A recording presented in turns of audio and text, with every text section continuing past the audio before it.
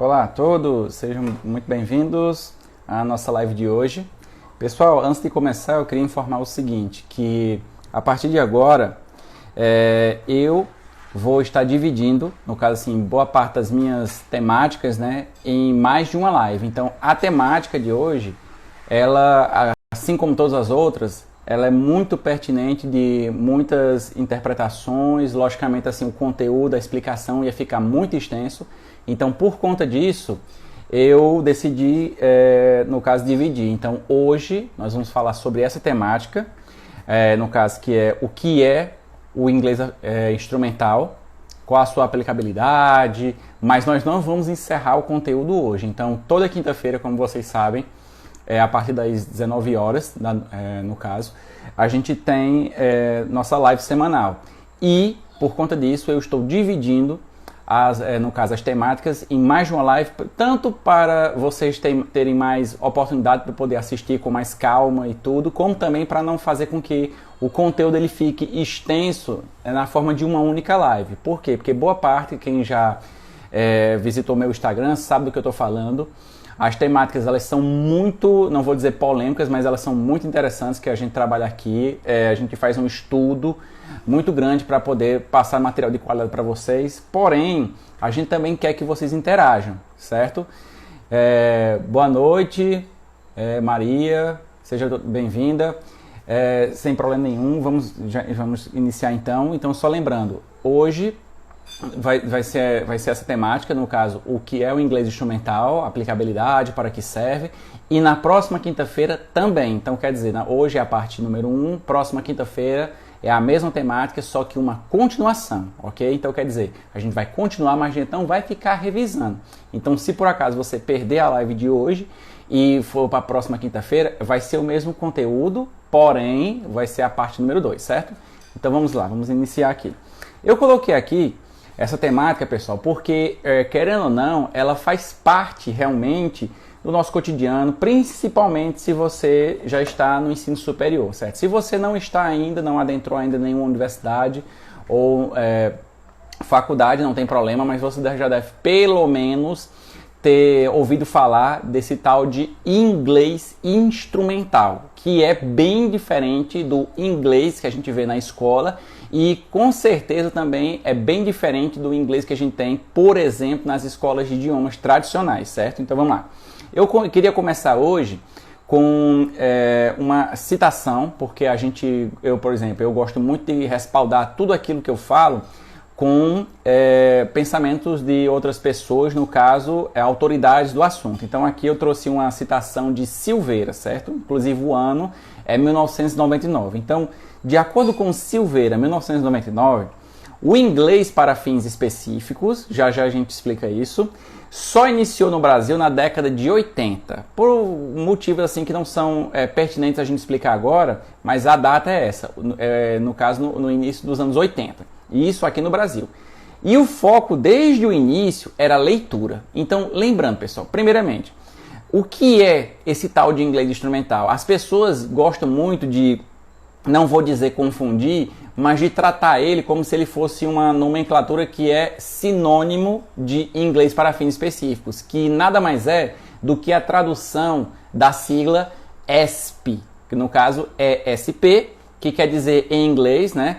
English for Specific Purpose, que traduzindo seria inglês para fins específicos. Então quer dizer, até hoje nós temos até professores, ou seja, docentes que tratam o inglês para fins específicos como se fosse uma tradução, aliás, como se fosse um sinônimo do inglês instrumental. E não é bem assim. Quanto mais você vai adentrando no assunto, você percebe uma coisa que faz todo sentido, mas que não chega a ser um sinônimo. Como assim, Emanuel?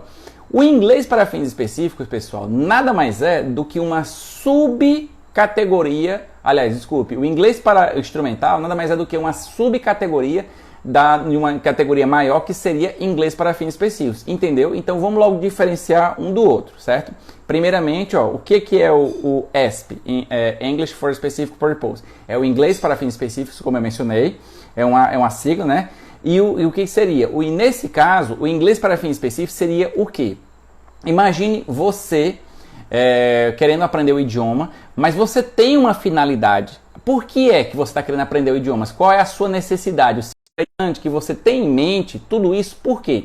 Porque quando uma pessoa adentra, por exemplo, em alguma turma, ou então contrata um professor particular para aprender inglês, é lógico que ela tem uma finalidade, é lógico que ela tem um objetivo, que pode ser que seja completamente diferente de uma outra pessoa que também quer aprender inglês. Isso aí a gente tem que ter em mente. Não é porque duas pessoas diferentes estão querendo aprender a mesma língua que o objetivo delas é o mesmo, entendeu? Existem vários motivos e objetivos para uma pessoa querer aprender uma língua. Um objetivo seria o quê? Poderia ser simplesmente curiosidade, ou seja, um hobby, eu gosto de estudar, eu gosto de aprender novas culturas, novos idiomas. Poderia ser, por exemplo, eu vou fazer uma viagem e aí durante essa viagem eu vou passar um tempo lá e eu não queria chegar lá 100% despreparado, que geralmente é isso que a gente faz. A gente tem a oportunidade de fazer uma viagem internacional. E aí, quando chega num determinado país que tem, por exemplo, o inglês como língua estrangeira, o que é que acontece? Você chega lá, não sabe absolutamente nada do idioma, as pessoas, logicamente, só vão falar na língua materna delas, que no caso é o inglês, e o que vai acontecer? Elas vão passar batido por muitas informações interessantes. Então, quer dizer, se você não tiver, por exemplo, um grupo específico, quando você geralmente vai fazer turismo, você tem lá o guia, né, que ele vai fazer a tradução, mas é lógico que o guia ele não vai traduzir tudo, ele vai traduzir aquilo que faz parte do pacote, entendeu? De turismo. Então, se você tiver alguma dúvida, talvez ele possa tirar para você, mas se, por exemplo, você quiser ir para um outro local que não esteja dentro do pacote, o que vai acontecer? Você vai ficar na vontade. Então, quer dizer, nada mais interessante do que você dominar a língua e aí sim você poder decidir, eu quero fazer isso, eu quero ir para determinado lugar, eu quero almoçar em determinado restaurante, eu quero visitar determinado museu, entendeu? Então, quer dizer, quando você fica à mercê do pacote de viagens, você não pode escolher outra coisa. Você não pode, por exemplo, dizer, eu queria fazer outro jeito. Não, porque você está dentro de um grupo maior, né, de pessoas que, consequentemente, já pagaram, já disseram que queria fazer daquele jeito. E o que acontece? Você vai lá para ver as coisas acontecerem. Você não vai, por exemplo, para interagir com as pessoas. Dificilmente acontece.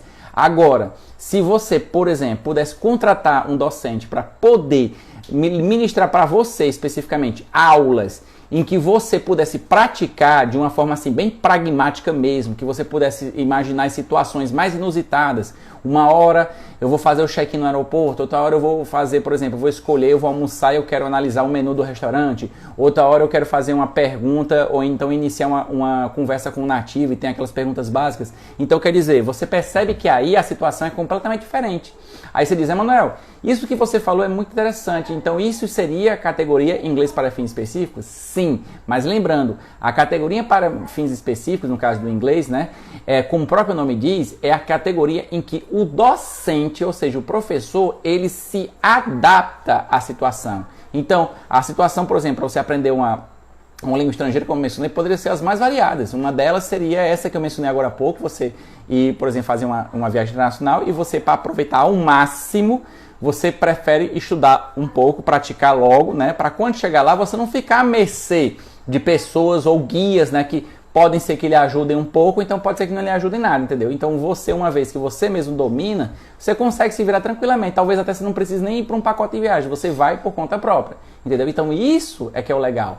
Um outro motivo para alguém aprender uma língua estrangeira poderia ser para, além de fazer uma viagem, poderia ser a questão de se comunicar especificamente sem a necessidade de você precisar viajar para determinado país. Poderia ser a questão de, eu quero aprender isso aqui porque vai ter uma vaga na minha empresa, eu gostaria muito de mostrar para eles que eu domino pelo menos um pouco, então o suficiente para poder me candidatar e aí, consequentemente, subir de categoria, ou seja, receber uma promoção. Poderia ser para fazer uma prova. Então, quer dizer, para cada situação específica, o docente ele vai ter que se adaptar à necessidade do aluno para poder criar uma metodologia, logicamente exercícios e por aí vai, a ponto de fazer com que determinadas habilidades sejam, no caso, trabalhadas e não necessariamente todas aquelas que muitas vezes os cursos se promovem a ensinar e muitas vezes não acabam não ensinando na metade, entendeu? Então, quer dizer, quando você entra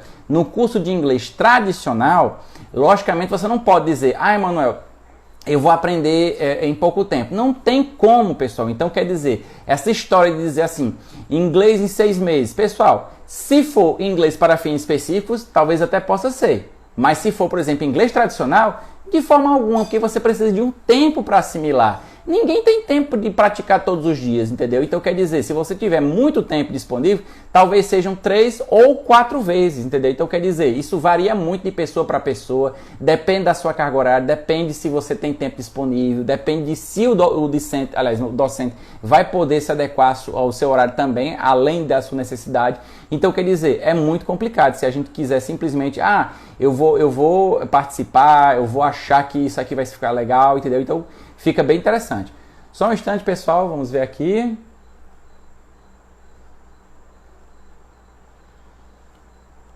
Diferente, fazer aqui um convite. Só um instante. Pronto. Ok, então. Então, voltando aqui ao assunto.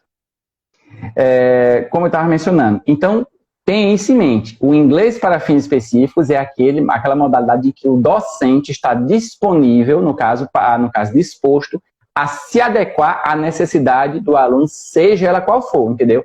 Dentre essas várias necessidades, existe uma que é a necessidade da leitura, entendeu? Tipo, eu preciso aprender inglês para poder, no caso, ler um artigo científico, porque, por exemplo, eu tenho a necessidade, né? Manuel, por que uma pessoa vai ter necessidade de ter a leitura, no caso, ler artigos científicos em inglês? Simplesmente porque muitas vezes você, independente da área que você atue, pode ser área de humanas, área de exatos, qualquer que seja, muitas vezes você está desenvolvendo algum trabalho, ou estudando, ou quer produzir algum artigo, seja qual for, e aí o que acontece? Você procura material, acervo acadêmico, no caso, nacional, e às vezes encontra alguma coisa, mas aquilo é muito pouco, então você fica muito limitado. Então, quando você pode pesquisar também fora do país, no caso, usando a internet, logicamente, mas com artigos que, no caso, não foram traduzidos, porque eles foram escritos originalmente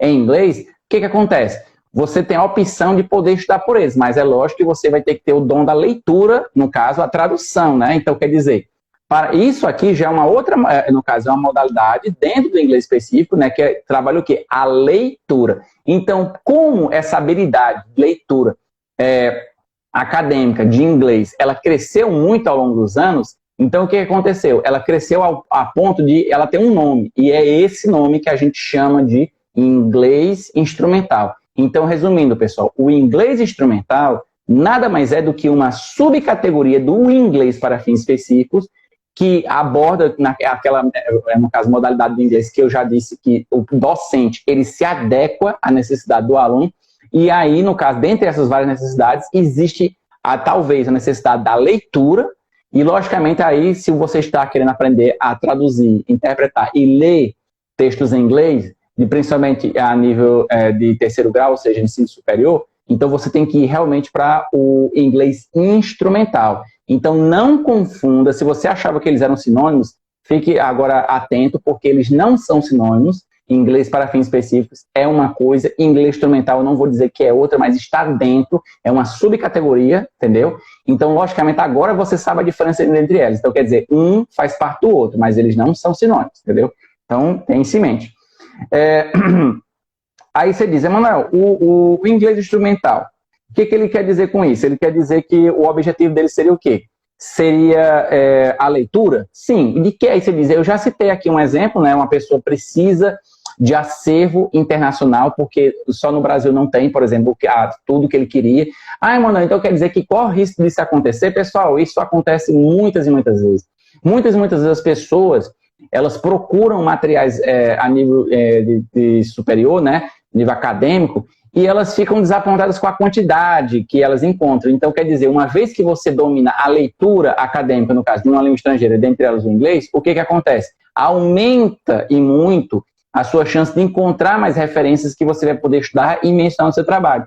E, logicamente, que isso aí vai aumentar, tipo assim, vai incrementar em muito a qualidade do seu trabalho, mesmo que seja um artigo, no caso, um artigo científico. Por quê? Porque uma vez que você pode afirmar e comprova mediante as citações, mediante as pesquisas, mediante as suas referências bibliográficas que você utilizou também em literatura internacional, isso aí vai fazer com que a nota, no caso, do seu artigo, ele seja muito maior em relação aos outros. Então, quer dizer, você vai poder publicar ele em revistas de titulação B1 ou então A1, entendeu? Então, quer dizer, é muito interessante que você realmente tenha essa habilidade, ok? Vamos então para outra subtemática de hoje, né? Lembrando mais uma vez que essa aqui é só a primeira parte dessa temática. Próxima quinta-feira a gente vai continuar essa temática. Então, se vocês, por exemplo, puderem assistir e, logicamente, estudar, pesquisar alguma coisa e trazer questionamentos para a gente, ótimo, porque aí o que vai acontecer? Talvez a gente até nas próprias lives a gente possa até responder. Então, uma vez que a gente está, no caso, eu estou dividindo as temáticas em mais de uma live, você tem a oportunidade de poder estudar, né, no caso, questionar, fazer alguns questionamentos, né, e trazer também esses questionamentos, essas dúvidas durante a nossa live para poder responder. Ok, pessoal? Então, a gente está fazendo isso só para ajudar. Vamos lá, então. O inglês das escolas pode ser considerado instrumental? Pense bem, pessoal. Eu digo isso por quê? Porque, assim, na teoria, não. Na teoria, não. Porque quando você diz, Emanuel, o inglês das escolas, ele é instrumental, lembrando que o inglês instrumental é aquela subcategoria do inglês para fim específico que tem o foco na leitura, né? Somente na leitura. Então, quer dizer, se você pensa assim, então, por conta disso, eu não posso dizer que o inglês das escolas, ele é instrumental, uma vez que, na teoria, a escola deveria trabalhar as 4 habilidades. Na teoria. Entendeu, pessoal? Por que as pessoas, até hoje, elas até dizem que na escola o inglês, assim, não vou dizer é instrumental, mas se comporta como se fosse instrumental? Por quê? Vamos analisar. Puxe pelo tempo que você ficou na escola e, logicamente, questione também os alunos, se você tiver um filho ou uma filha que está estudando, eu digo assim, principalmente no ensino fundamental já, ou então no primeiro, segundo, terceiro ano do científico, como é que estão sendo as aulas de inglês? Primeiramente, até hoje, a maior parte do material didático das escolas foca na leitura. Exatamente. Isso é verdade, pessoal. Você pode analisar qualquer editora de qualquer colégio, seja ele particular ou público. Se você for fazer, no caso assim, uma leitura, ou então, tipo assim, só folhear as páginas, você vai perceber. Você vai perceber que existe um foco muito grande na leitura. Tipo assim, tem textos que, no caso, o aluno, né, ele vai ter que traduzir, ou então, talvez, ele vai ter que solicitar a ajuda do professor para que este possa traduzir e, logicamente, conduza eles durante a resolução das questões, das perguntas e por aí vai. Emanuel, mas de vez em quando aparece uma letra de uma música, certo, pessoal?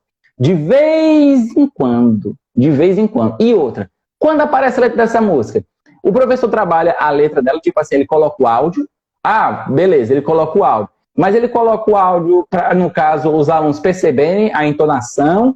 Ele pede e solicita que os alunos, não vou dizer cantem, mas leiam a letra da música com ele. Ele traduz, assim, interpretando também a letra como ela é. Ou ele simplesmente vai direto para as questões e pronto. Porque se ele estiver simplesmente indo direto para as questões, ou seja, traduzindo, ele está pegando a letra de uma música e está traduzindo como se fosse um texto. Entendeu? Então, quer dizer, não é porque o livro tem algumas outras ferramentas, como, por exemplo, letra de música, ou então, sei lá, ele fala de algum trecho, de algum filme específico, que ele está, tipo assim, estimulando a oralidade. Então, quer dizer, daquelas 4 habilidades que a gente conhece de cursos de inglês, que são, no caso, o speaking, o listen, o reading e o writing, na grande maioria das vezes, independente do colégio, independente do material, você fica somente no reading, que é a leitura, entendeu? Então, quer dizer, rarissimamente, um professor ele cobra que a escrita, a resposta de qualquer exercício, ele seja também em inglês, entendeu? Até porque fica muito difícil para o aluno entender que aquela resposta, por mais que a pergunta esteja em inglês, ele vai ficar com aquela necessidade, aquela dúvida. Eu preciso também responder em inglês? Se você quiser, pode, mas o fato dele responder em inglês não quer dizer que ele entendeu, pessoal. Muitas vezes você está fazendo um exercício que tem lá um texto em inglês, tem perguntas de interpretação sobre aquele texto, e o aluno até reconhece em que parte do texto está a resposta, mas o fato de ele conseguir extrair o trecho que responde corretamente àquela questão, não quer dizer que ele entendeu. Simplesmente ele fez um recorte, ou seja, ele fez um Ctrl-C, Ctrl-V.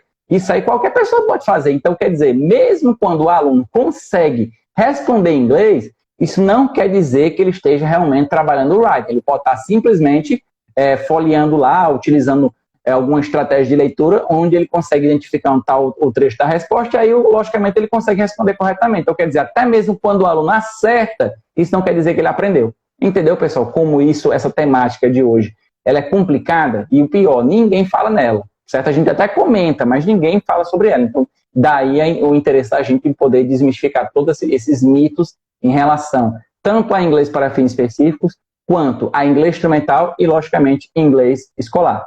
Então, mais uma vez, será que por conta disso, o inglês nas escolas, ele pode ser qualificado como inglês instrumental? Bom, na teoria, não. Eu digo na teoria em relação à ementa, tipo, como é que deveria estar, as aulas deveriam estar sendo ministradas.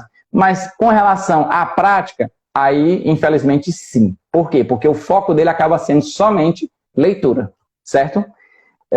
Pessoal, então, para hoje, eu queria informar que a gente vai ficar por aqui, porque essa temática ela é muito extensa, mas como eu mencionei, o interesse da gente agora, principalmente nesse novo conjunto de temáticas, nessa coletânea de lives que a gente vai colocar para vocês, a gente vai ficar sempre fazendo em parte 1 e parte 2, às vezes até parte 3, para vocês poderem ter mais tempo para poder interagir com a gente. Entendeu? Então é melhor, no caso, que eu faça 2 lives, cada uma com meia hora, por exemplo, com a mesma temática, do que eu fazer, por exemplo, somente uma live no caso, uma única temática de 1 hora ou superior, sendo que você não vai ter chance de poder interagir, certo? Então, agradeço a vocês a participação de hoje. Peço a vocês que questionem, peço a vocês que coloquem um comentário, que visitem a minha bio, tanto no Instagram, Facebook, assistam os vídeos no YouTube também, porque tem muito conteúdo, além de ser gratuito, é conteúdo de qualidade, ok? Então, até mais e até a próxima, pessoal. Bons estudos!